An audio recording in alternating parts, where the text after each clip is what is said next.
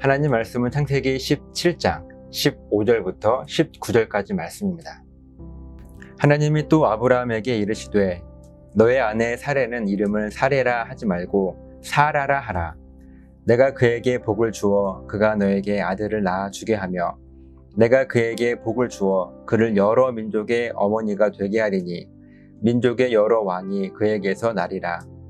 아브라함이 엎드려 웃으며 마음속으로 이르되 100세 된 사람이 어찌 자식을 낳을까? 사라는 90세니 어찌 출산하리요 하고 아브라함이 이에 하나님께 아뢰되 이스마엘이나 하나님 앞에 살기를 원하나이다. 하나님이 이르시되 아니라 너의 아내 사라가 너에게 아들을 낳으리니 너는 그 이름을 이삭이라 하라. 내가 그와 내 언약을 세우리니 그의 후손에게 영원한 언약이 되리라. 아멘. 하나님께서요 아브라함에게 언약의 본질을 지킬 것을 명령하셨는데 그것은 단순히 할례를 행하라는 명령이 아니었습니다.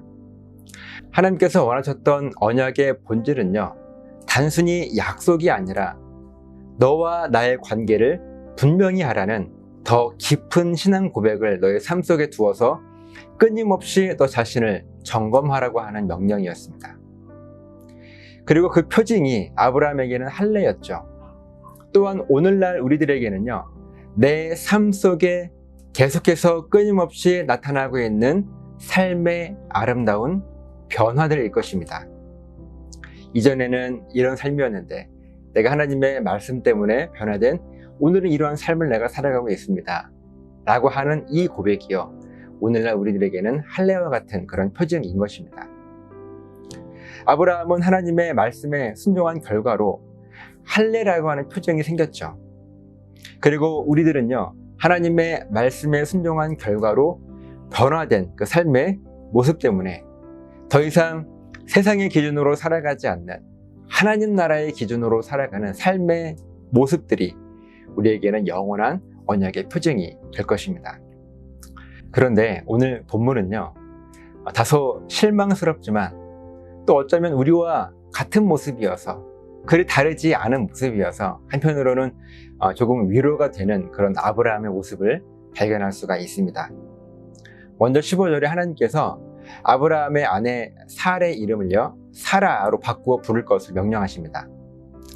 이 아브라함이 아브라함으로 바뀐 것처럼 이제 사라도 한 민족이 아닌 모든 민족의 어머니로 세우시겠다는 하나님의 의지였습니다.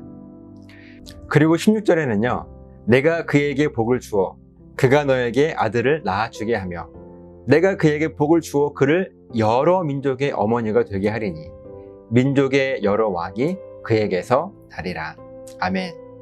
그러니까 사라를 통해서 자식을 낳게 할 것이고 사라의 몸에서 여러 민족의 여러 왕이 태어날 것을 말씀하신 거예요. 그런데 아브라함의 반응이 참 재미있고 우리와 다르지 않다라고 하는 것이 저는 속으로 역시 라는 생각이 들더라고요. 17절 18절 말씀입니다.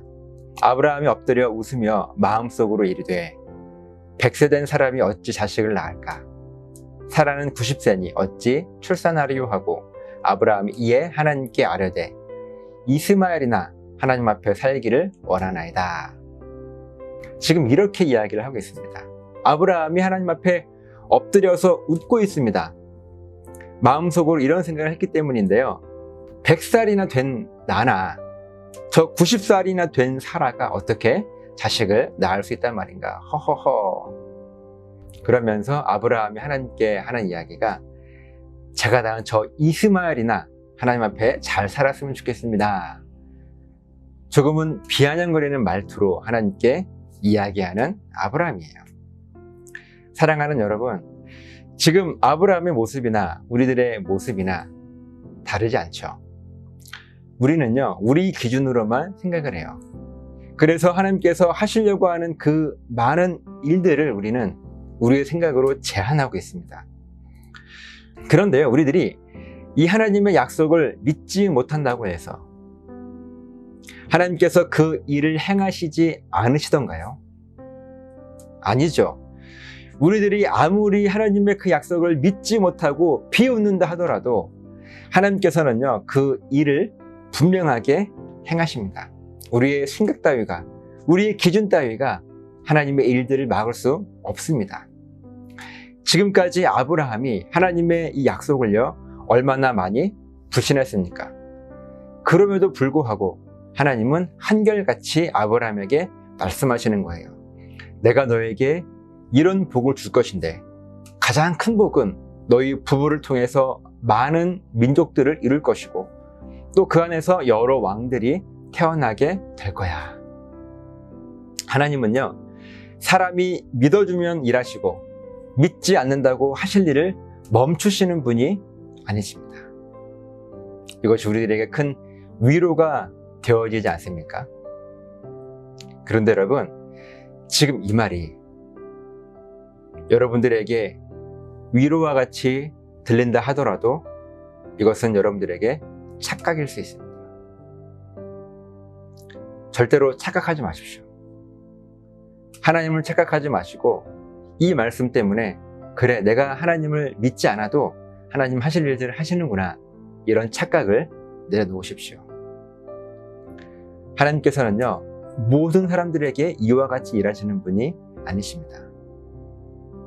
더 중요한 본질이 있어요.